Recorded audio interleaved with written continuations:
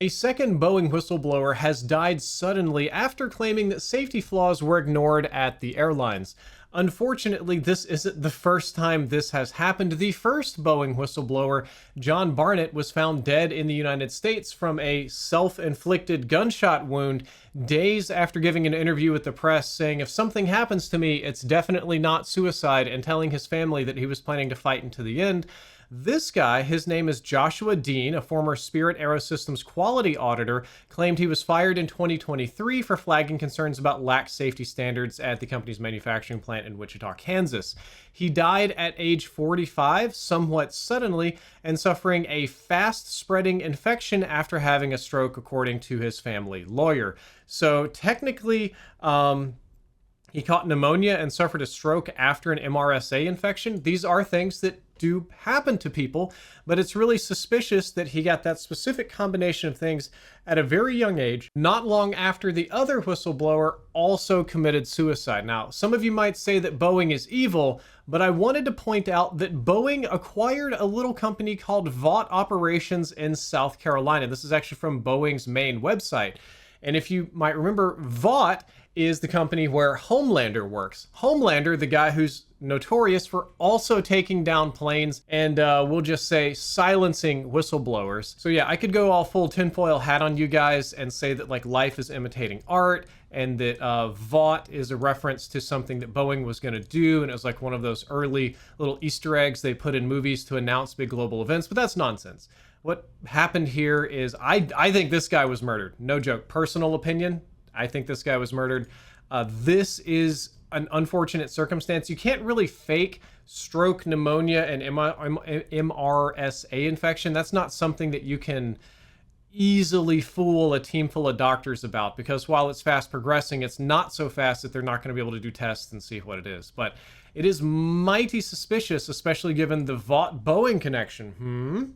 A lawyer who is already suing Boeing discovers a missing Delta Airlines Boeing 767 emergency slide washing up near their home. I wish I could tell you that this was The Onion, that it was fake, that it didn't happen, that this is part of the plot of a comedy movie, but it's truly not. The lawyer's name, I'm going to scroll down here to see if I can find it, is Bissell Link. It is Jake Bissell Linsk over here. And he went outside of his beachfront home, outside, I believe it was New York, to take a walk and discovered an emergency airplane slide washing up on the rocks near the beach. This guy calls the FAA to come pick up the the piece of evidence, and FAA doesn't work on weekends, so Delta Airlines, where it came from, decides to come and reclaim it. And this is just beyond wild. So this was DL 520 from JFK International Airport to Los Angeles. The plane took off over Jamaica Bay, and officials had actually been searching for the missing slide since Friday afternoon.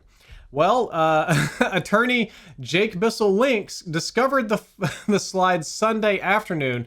It was situated on rocks just a few feet away from his front yard, which is absolutely insane. I'm going to go ahead and scroll down.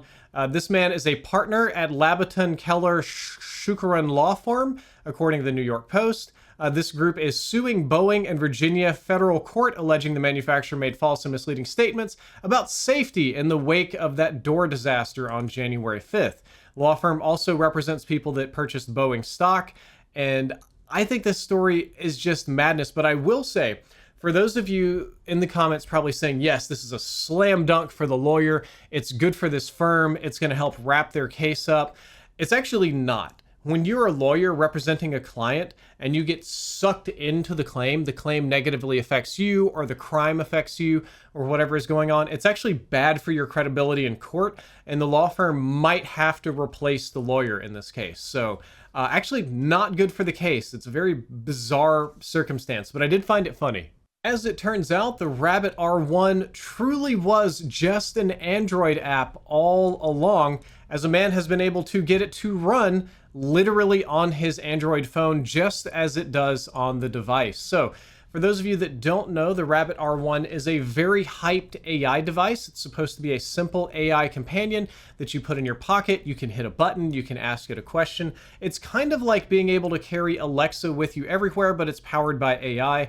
And what it's really supposed to do, if I can find it in this article, is its connection features. What it's supposed to do is connect to all of your accounts, so you can hit a button and you can tell this device to go maybe send an email, do a thing, talk to a person, create an image for you, and it will in theory do that, except it doesn't do it very well. It's gotten unflattering reviews from YouTubers, unflattering reviews from websites like Digital Trends, saying it was a mess. And even this article compares it to the Juicero, which you might remember is like a $500 juicer that had proprietary juice packets that you had to like have the machine scan in or it would not make juice. Ironically, I watched Moist Critical review this one, and the juice was better just being squeezed out of the packet than actually going through the machine, and people were able to steal the label and put any juice they want in it.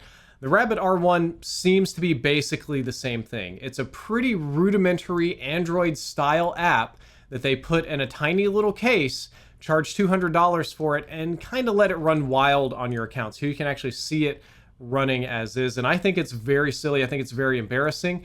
And I think that the article has it right that AI is starting to hit its Juicero phase. It's starting to hit its low-cost mass distribution. Everybody wants to do this. Everybody wants a piece of this. Everybody wants to get hardware and subscription sales from AI.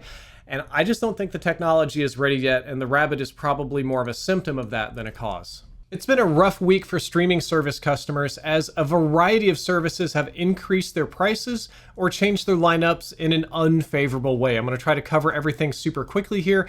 Peacock is raising its prices. Peacock Premium, which somehow still has ads, is up to $8 a month from $6 a month. And the Premium Plus and everything else is also increasing over that time period because it's unprofitable. None of these streaming services really make money, so I don't know why so many companies are trying to get on board with them. Sony has decided to increase Crunchyroll prices just a few weeks after shutting down Funimation. So the standard tier is going to go up by $2 a month, and the ultimate tier is also going up by about $1 per month. So both of those are going up. Yay! Again, Crunchyroll not making enough money. Netflix has decided to junk its cheapest ad-free plan in June. The sort of basic plan, which is £7.99 per month in UK and other regions, or $5.99 I believe in the United States. Those prices are going to be up, increasing closer toward 10. And Fubo, which is a channel, I don't use this one too much. I'm not a big sports guy, but I recognize that it's a big sports streaming network, decided to, instead of raising prices, just cut a ton of their channels and content. They're just slashing a lot of this. So you'll pay the same price and get even less. And that's not to mention something we talked about a week or two ago, that AMC Plus, IFC, and Shudder, the horror streaming network, are also expanding for ad-supported tiers. And they're even editing the movies and stuff on Shudder to have these like TV transition fade to black ad breaks, which is just awful and frustrating. And at this point, I'm not even kidding when I say I think I might have preferred old school cable. Old school cable was significantly cheaper than this.